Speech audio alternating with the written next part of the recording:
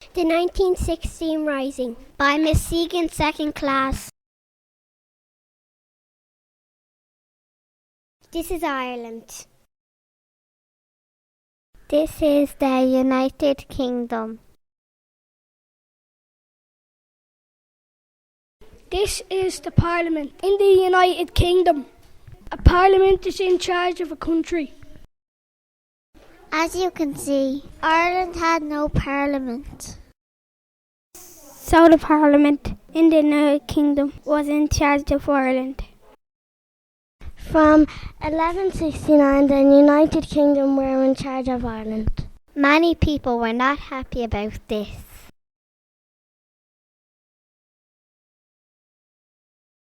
Some people in Ireland thought that Ireland should be independent from the United Kingdom.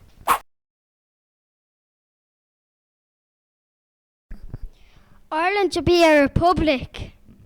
A republic means a country that has its own elected parliament. No way! Home rule, maybe? Home rule meant that a parliament would be placed in Ireland that could make small decisions about Ireland.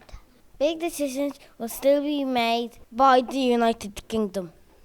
In the year 1914, World War I had begun. Ireland was still ruled by the United Kingdom.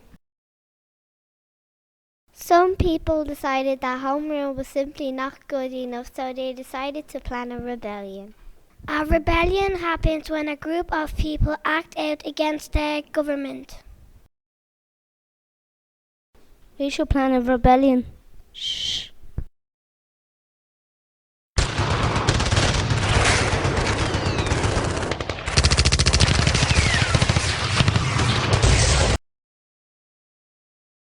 We're very busy with the World War. The United Kingdom were busy fighting in World War I. So the rebellion or uprising was planned when the British soldiers weren't expecting it. A few people got together and formed a committee to organise the rebellion. The first people to do this were Joseph Plunkett, Porrick Perth, and Eamon Kant. Soon after they were joined by John McDermott, Thomas Clark, Thomas MacDonagh, and James Connolly. More than 100 women took part directly in the rising. Many were members of the group Coming them on. This group wanted to get involved with the rebellion. They also wanted equality for women. This meant for women to be treated the same as men. To right. Countess Markievicz served as an officer during the rising, making her a decision maker and legally allowed to carry weapons. Elizabeth O'Farrell was a midwife in Hollow Street Hospital in Dublin. She was one of the last people left in the GPO during the rising. She worked as a dispatcher, delivering instructions to rebel places outside Dublin. O'Farrell was picked by Porrick Pierce to deliver the order of unconditional surrender by waving a white flag to the British. This meant they gave up the fight. Rose McNamara was a member of Coming them on. When the order came to surrender, she marched with 21 other women to the British and told them they were involved in the rising. Helen Maloney was an actress and a journalist. She was responsible for smuggling guns in before the rebellion. Helen Maloney served at City Hall during Easter week. Margaret Skinner served as a dispatcher, sniper and raider. During the 1916 rising, she cycled her bike through the city, avoiding gunfire to deliver messages. Here is a map of Dublin City, which shows all the places occupied in the rising.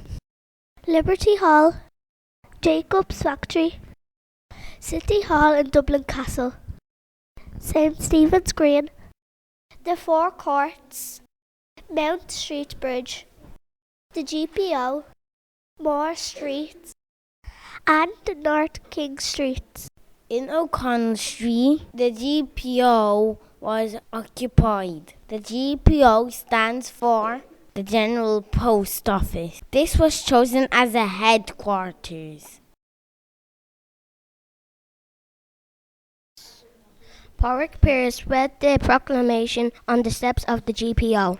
The proclamation was a document written to say that Ireland was now independent of the United Kingdom. It was signed by the 7 committee members: Joseph Plunkett, Porrick Pierce, Damien Cant, John McDermott, Thomas Clark, Thomas MacDonagh, and James Connolly.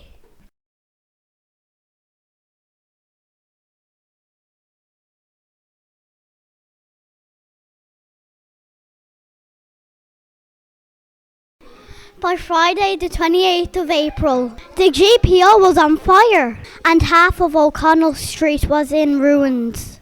James Connolly was badly wounded.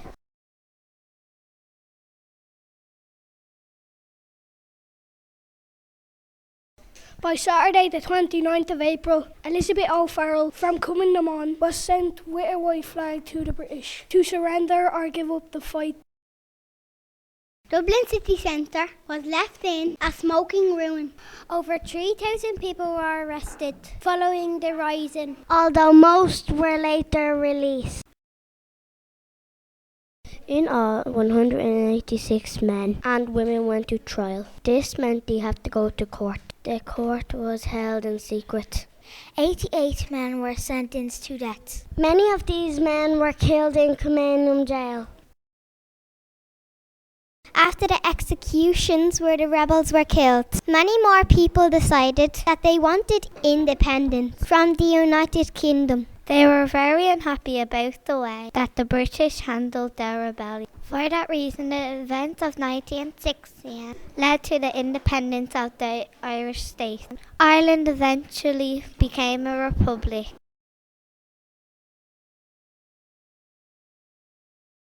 I didn't really care before, but now I'm really cross. Killing the rebels was totally out of order. Who are these people ruling our country? An excellent tour of the locations of the rising in Dublin City as they are now and as they were then.